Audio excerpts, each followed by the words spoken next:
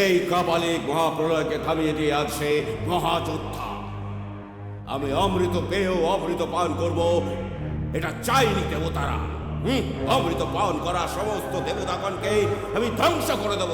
তবে মহাকাল নীলকণ্ঠ, কণ্ঠে বীজ ধারণ যোগ্য দেবাদিদেব মহাদেব, যার মাথার উপরে গঙ্গা, মৃত্যুই তার শত্রু, আর সেই মহেশ্বরী শুধু চিরঞ্জীবী কুষ্মাণ্ড।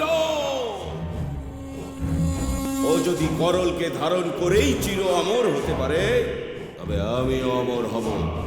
এই কাপালি কখনো হবে না দেবতাদের থেকে কম। আমি কোনোদিন হারব না।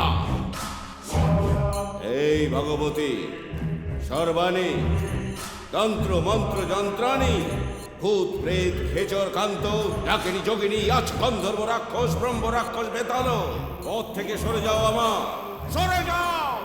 এই কাপালিক হলো মৃত্যুঞ্জয়ী কুষ্মাণ্ড। আমার মৃত্যু নেই, না আমার মৃত্যু নেই, আমার মৃত্যু নেই।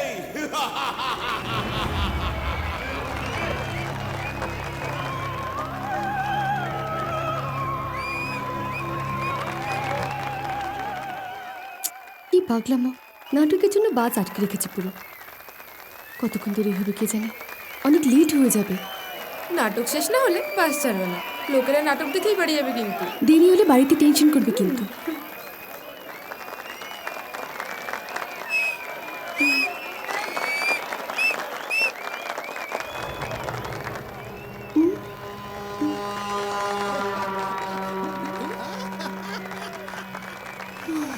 এবার আমাদের এলাকার বিশিষ্ট ব্যক্তি কৃষ্ণমোহন বাবু মঞ্চের উপরে এসে দিবাকরকে পুরস্কৃত করবেন।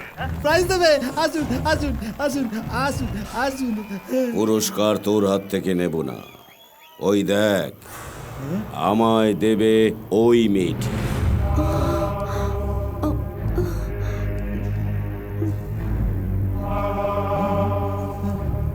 চলো এবার বাসে গিয়ে বসি, চলো এসো।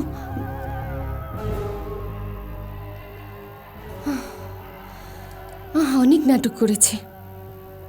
কে ও? সাইকোলজি নিয়ে বিয়ে করেছে। নাটক করার খুব শখ, তাই নাটক করে করে পাগল হয়ে গেছে। ঠিক বলেছ, ওই রকমই লাগছে পুরোপুরি।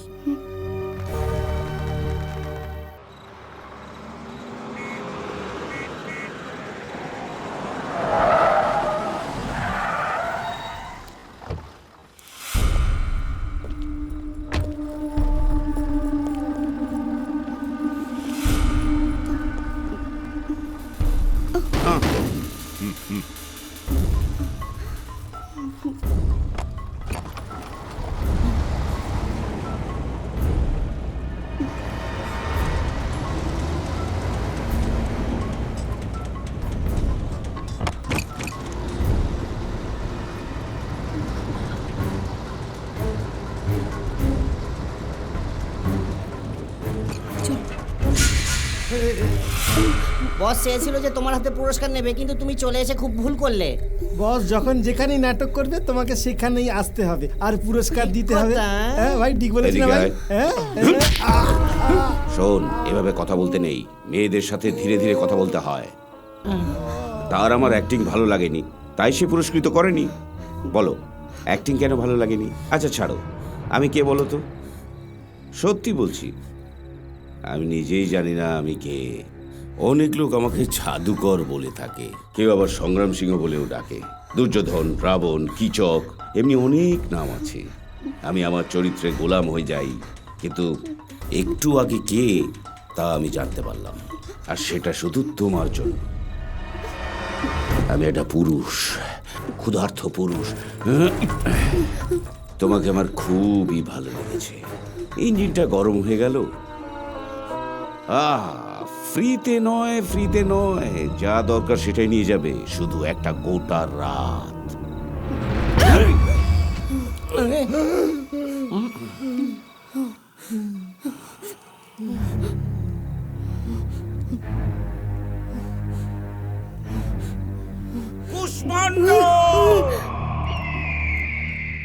মৃত্যুকে জয় করে ভেবেছিলাম আমার ত্রিভুবনে আর কোনো কিছুই জয় করার নেই, কিন্তু আমার ধারণা ভুল ছিল। সেটা ভুল ছিল।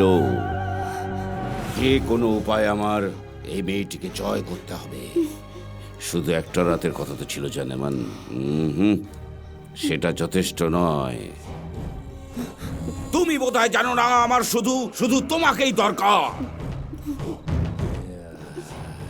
আমার জীবনে যত রাত আসবে প্রত্যেক রাতেই তুমি সাথে থাকবে। আমার শরীরের সাথে এর শরীর জুড়ে দুজনেই একসাথে থাকবো। কুষ্মাণ্ড, আমি সাথী পেয়ে গেছি।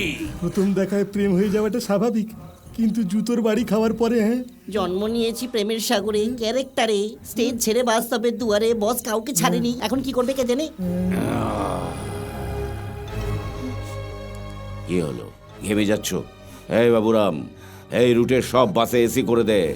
শুধুমাত্র আজকের রাতটা তো নয়, আমার জন্য অনেক রাত বাকি আছে। যাও, ছেড়ে আয়, এসো। যা।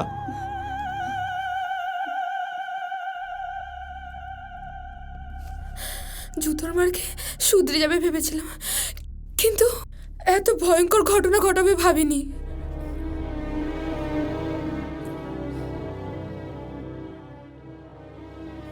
জানতাম না বলে চুপ করেছিলাম। ওর হাত পা আমি গুঁড়ো করে দেবো। চলুন স্যার।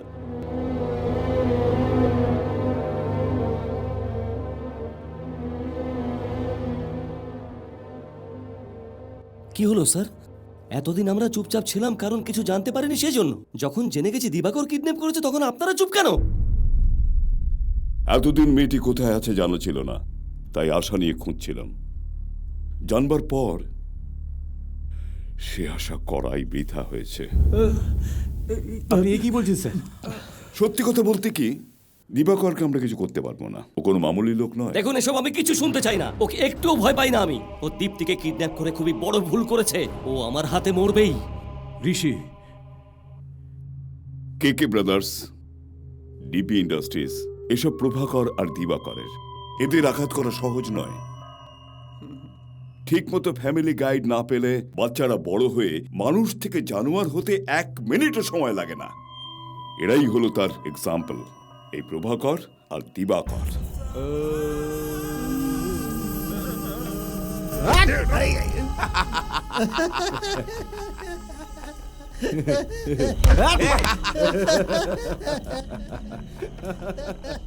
রুলিং পার্টি হোক কিংবা অপোজিশন, সবাই তার কথা শুনতে চাইছে। ভয় আর আতঙ্ক সৃষ্টি করা প্রভাকরের নিত্য সঙ্গী।